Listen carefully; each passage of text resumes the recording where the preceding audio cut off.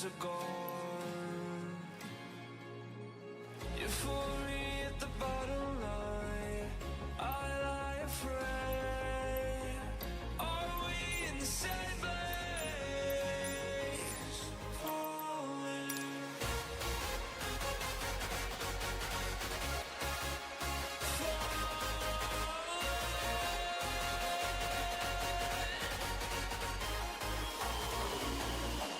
I'll be the wake-up call, I'll be the siren.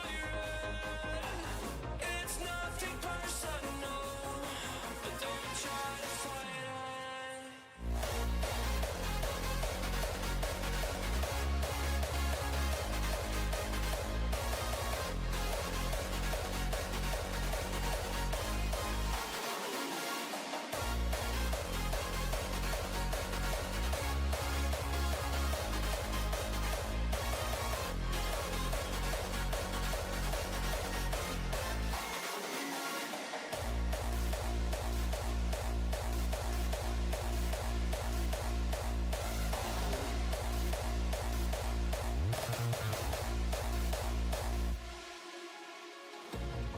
I'm left behind, obeyed the lies, but always a gone.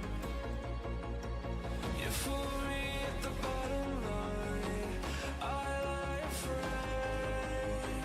Are we in the same place? Falling.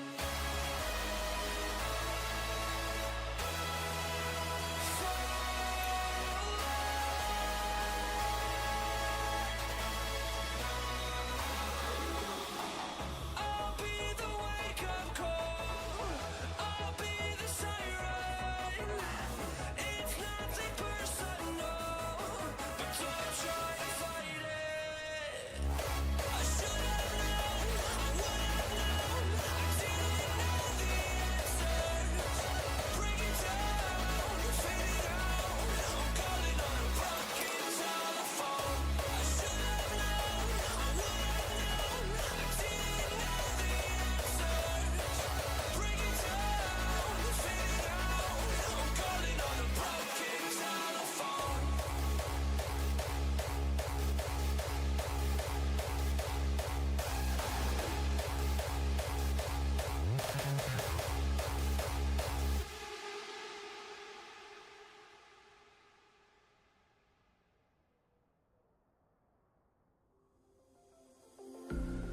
I'm all the sins that you can't confess. I'm just your ghost if we're not undressed. A part of me wish that we never met, but you act like we never.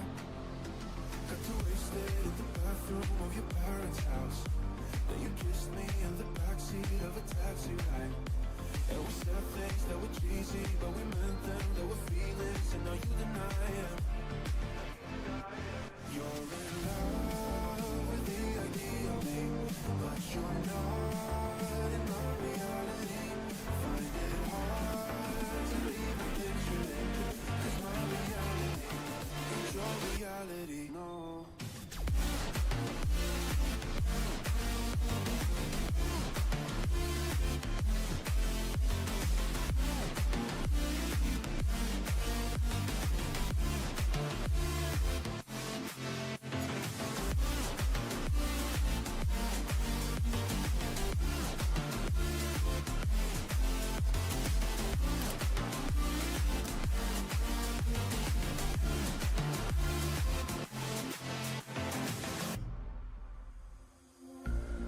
I'm all the sins that you can't confess. I'm just your ghost if we're not undressed. A part of me wish that we never met, but you act like we never. Got too wasted in the bathroom of your parents' house. Then you kissed me in the backseat of a taxi ride. And we said things that were cheesy, but we meant them. There were feelings, and now you deny it. You're in love with the idea of me, but you're not in my reality. Find it hard to even picture it, 'cause my reality is your reality.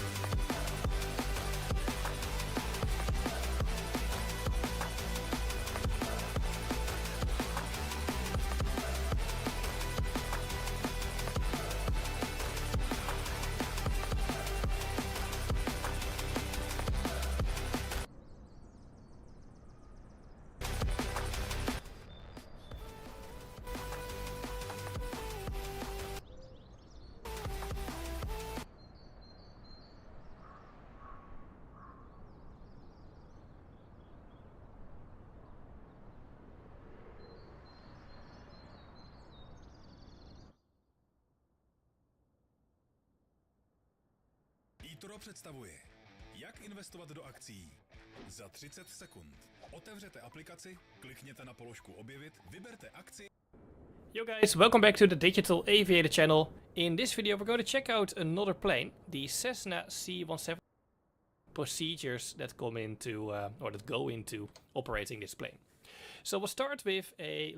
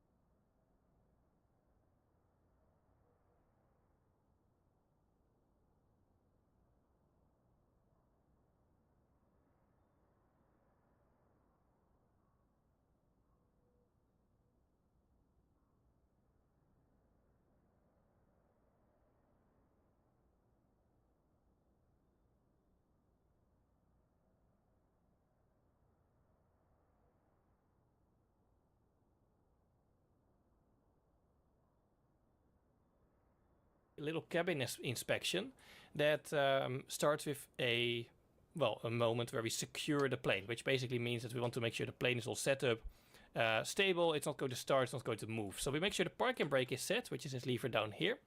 We turn the master switches off, alternator and battery, make sure they're off, avionics bus is off and the standby battery off. We also make sure that the ignition switch is in the off position, ignition key, and that the throttle and mixture are idle and cut off, pulled out, and all of the electronics, except for the beacon light switch, will be off. The reason we'll turn the beacon light on is because we need it on anyway as soon as we turn the battery on. Now at this moment I like to just do a little pilot briefing, just a kind of a summary of what I've planned for the flight. Let's start with the light on is because we need it on anyway. The throttle and mixture are in the off position, ignition key, and that the throttle and mixture are idle and cut off, pulled out, and all of the electronics, except for the beacon light switch, will be off. The reason we'll turn the beacon light on is because we need it on anyway as soon as we turn the battery on. Now at this moment I like to just do a little pilot briefing, just a kind of a summary of what I've planned for the flight. Let's start with the weather. I'm using live weather at the moment. Characteristic of the plane in the air.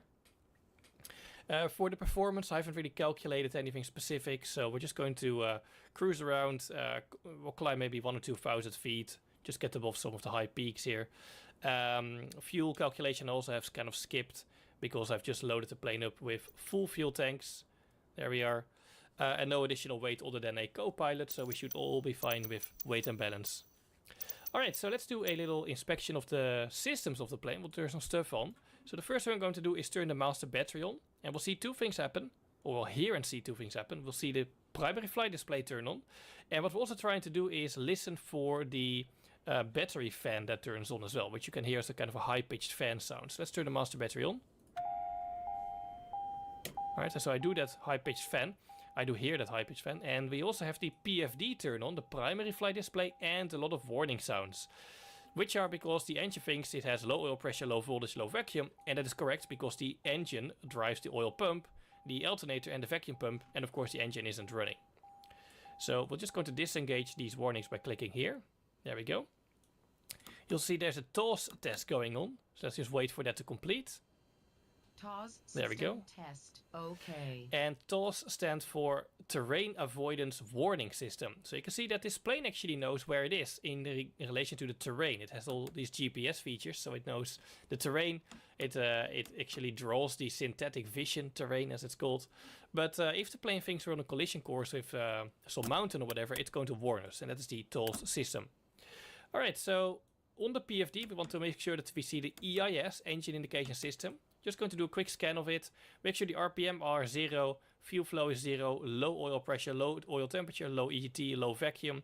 And the fuel is as you would expect in the right and the left tank, which is all correct in this case. Then I'm going to turn the avionics buses on, and all that we're going to do is listen if the avionics cooling fan works. So if I turn bus 1 on, we should hear another kind of high-pitched fan sound. And I do hear that, we'll turn it back off. And if we turn bus 2 on, we should hear another fan sound.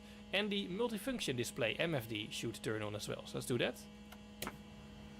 So we hear the fan in the back of the plane. And the MFD is starting up. You'll see that the EIS is now gone, because in normal operation, the EIS is displayed on the MFD. But what we want to do is turn the bus 2 back off. And the EIS should be shown back on the PFD.